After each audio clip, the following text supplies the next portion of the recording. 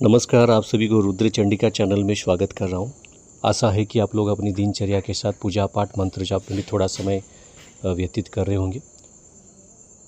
बहुत बहुत धन्यवाद जिस प्रकार से आप लोग इस चैनल को सपोर्ट कर रहे हैं और वीडियो को ज़्यादा से ज़्यादा शेयर कर रहे हैं।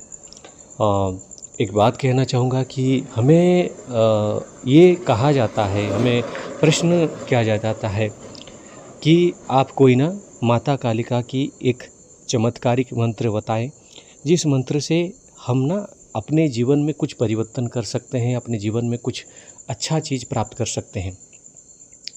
देखिए, मैं एक बात कहना चाहूँगा, ये समाज में माता कालिका की जो पूजा पाठ होता है, साधना विधि होता है, उसको लेकर बहुत सारे भ्रम फैलाया गया है और उनकी छवि ऐसा प्रस्तुत कर दिया गया है कि वो कहीं ना कहीं जैसे केवल ही केवल वो तंत्र की देवी होती हैं और विभिन्न प्रकार की बातें विभिन्न प्रकार की बातें उस पद्धति के बारे में बताया गया है जिसके बारे में लोगों को ज़्यादा ज्ञान नहीं है।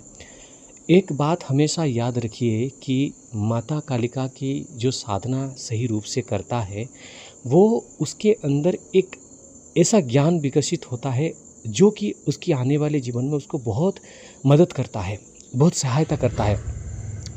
लेकिन एक बात हमेशा याद रखिए, एक बात ऐसा रहता है कि समय के हिसाब से, ठीक है ना, समय के हिसाब से व्यक्ति अगर उस महान ऊर्जा को संतुलित नहीं कर पाता है तो वो उसके जो है उसको कुंडलिनी असंतुलित हो जाता है और उसमें विभिन्न प्रकार की दोष दिखाई देते हैं। इसीलिए हमेशा ही जो माता कालिका की उपासना है गुरु के सानिध्य में करना चाहिए और मंत्र की जो विशेषताएं हैं, मंत्र की जो एक पद्धति है, उस पद्धति को पूर्णतः जानने के बाद ही उसको करना आवश्यकता है। देखिए, आज मैं एक ऐसा मंत्र बता रहा हूँ जो मंत्र के बारे में आप सभी को पता है और उस मंत्र में ऐसी कौन सी सौम्य उपासना करने से माता की जो शुभ दृष्टि है वो आपके ऊपर पड़ सकता है। मैं इसलिए कह रहा हूँ कि पड़ सकता है क्योंकि वो व्यक्ति जो अपना कर्म ही गलत कर दे, जो गलत कर्म करता है और वो ऐसा उपासना करता है, माता उसकी सर्वनाश करने के लिए ही तत्पर रहेंगी, यानी उसकी कल्याण के लिए नहीं, हमेशा उसकी सर्वनाश करने के लिए तत्पर रहेंगी।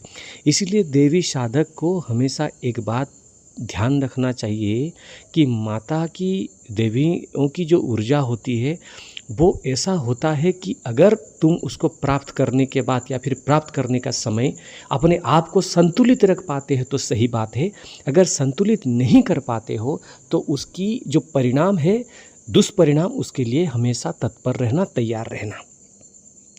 देखिए, वो मंत्र है जयंती मंगला काली मंत्र। आपको पता है कि बहुत सारे मंत्र को पूर्णतः बोला नहीं जाता है, चाहे हम ऐसे मुंह पे बोल रहे हैं, कुछ भी कर रहे हैं। आपको, हर व्यक्ति को जो माता की उपासना करना चाहता है, अगर वो सर्च करेगा तो जयंती मंगला काली मंत्र पूरा निकल जाएगा। मैंने इसके बारे में भी वीडियो पहले बनाया हुआ है, उस समय भी मैंने मंत्र पूरा नहीं बोला था। कुछ माता की आदेश रहता है, कुछ ऐसा रहता है, उसकी एक विधि रहता है, ठीक है ना। तो देखिए, मैं एक सौम्य बता रहा हूँ आपको ना, कुछ ऐसा कोई बहुत बड़ा कार्य करना नहीं है। जिन लोग के पास हमारे यहाँ पे एक बातें होती हैं जो हमारे यहाँ पे मैंने देखा है, हमारे पूर्वजों को देखा है, जो उनकी पद्धति को मैंने जाना है, सुना है। हमारे यहाँ पे घर में ना माता कालिका की फ़ोटो नहीं है, ठीक है। अगर होगा, नहीं है माता कालिका की फ़ोटो, तो कोई फ़ोटो या फिर मूर्ति यहाँ पे नहीं रखते हैं, क्योंकि उनकी जो पूजा पद्धति होता है वो थोड़ा निष्ठा भावना में होता है। लेकिन बहुत सारे मैंने ऐसे लोगों को देखा है जो कि भाव नहीं दे पाते हैं, एक भक्ति नहीं दे पाते हैं, जिसके वजह से उनको बहुत दुष्परिणाम मिलता है। तो मैं एक बात कहूँगा कि जब आप माता रानी की उपासना कर रहे हैं, माता रानी की उपासना करना चाहते, आपके बहुत साइड में, बहुत दूसरे प्रांत में हो सकता है आपके पास उनकी फ़ोटो है, मूर्ति है, ठीक है, फ़ोटो है, मूर्ति है तो ठीक, अलग बात है। अगर नहीं भी है तो मैं आपको एक बड़ा सुंदर सा पद्धति बता रहा हूँ थोड़ा माफ़ी चाहूँगा क्योंकि मैं रोड के साइड पे आकर थोड़ा बात कर रहा हूँ, क्योंकि आसपास में थोड़ा काम वगैरह चल रहा है, जिसके वजह से थोड़ा आपको कुछ आवाज़ आ सकता है। तो एक बात मैं बताना चाहूँगा कि कभी भी किसी मंगलवार का दिन आप सायंकाल जिस समय घर में संध्या आरती दिया जाता है, हमारे यहाँ पे उड़ीसा बंगाल इस साइड में शंख ध्वनि दिया जाता है, घंटा बजाया जाता है, ठीक है, घंटी बजाई जाती है, फिर धूप आरती दीपक दिया जाता है, आपके वहाँ पे जैसा होता है। लेकिन सूर्यास्त के बाद, ठीक है, सूर्यास्त के 1 घंटे के अंदर अंदर आप अपने पूजा स्थान में बैठकर एक सुगंधित अगरबत्ती आप लगाएं। जैसे थोड़ा सुगंध थोड़ा हार्ड होना चाहिए, ठीक है ना। जैसे आप वहाँ पे गुलाब का, केवड़ा का और कुछ जैसे आप जो मोगरा का, कैसे भी करके सुगंधित अगरबत्ती आप लगाकर, बस एक अगरबत्ती माँ को स्मरण करके एक अगरबत्ती आप लगाएं। अगर आपके पास फोटो मूर्ति है तो जैसे आप धूप बत्ती करते हैं या फिर पूजा आपकी जैसी विधान है वैसे आप कर सकते हैं। उसके बाद क्या करें कि ये जो जयंती मंगला काली मंत्र है, इसको एक जो है ना उच्च स्वर में उच्चारण करके कम से कम 21 बार पाठ करें। जैसे मैं बताता हूँ, जयंती मंगला काली भद्रकाली, ऐसे कर कपालिनी, ऐसे करके आप ऐसे करके आगे मंत्र को आप बढ़ाइए, ठीक है ना। तो ऐसे करके 21 बार आपको थोड़ा उच्चारण करके उस मंत्र को मतलब पाठ करना है, कोई जप नहीं करना है। जैसे पाठ करते हैं हाथ जोड़कर पाठ करना है। माता से ये प्रार्थना करना है कि माता, मैं एक आध्यात्मिक जीवन में हूँ, एक ज्ञान की तलाश में हूँ, भक्ति की तलाश में हूँ, भक्ति की अनुसंधान कर रहा हूँ, भक्ति को समझ रहा हूँ क्या है भक्ति। तो माता मेरी मार्ग जो है प्रशस्त करिए और मैं आगे जैसे आपको जैसा लगे मेरे जीवन में उस प्रकार से आध्यात्मिक चेतना को आप जो उनसे प्रार्थना करना। आप देखिएगा ये कम से कम 15 दिन अगर आप इसको करेंगे, 15 दिन के बाद, ठीक है ना, 15 दिन के बाद आप देखेंगे धीरे धीरे हो सकता है आपका मन हनुमान जी की उपासना करने में लग जाए, आपका मन भैरव बाबा का उपासना करने में लग जाए, आपका मन जो है शिव जी की उपासना करने में लग जाए, कोई माता की उपासना में करने लग जाए।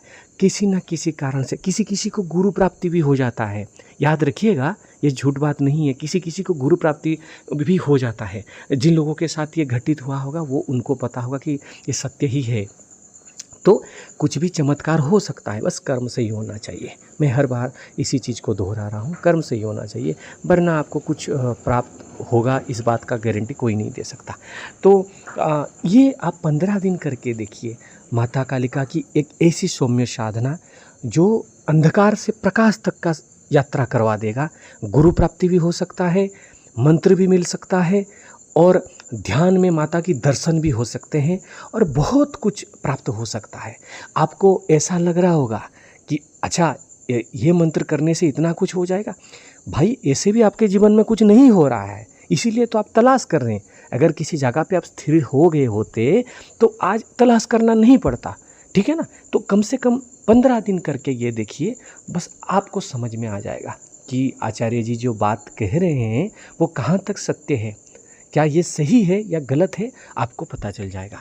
तो आशा है कि इस वीडियो के माध्यम से मुझे जितना ज्ञान है आप लोगों को हमने समझाया है और ये प्रयास किया है कुछ बोलने के लिए कि आप इसको करके देखिए और आगे जैसा होता है मुझे थोड़ा सूचित करिएगा, चाहे कमेंट के माध्यम से हो चाहे ईमेल के माध्यम से हो। जय माता।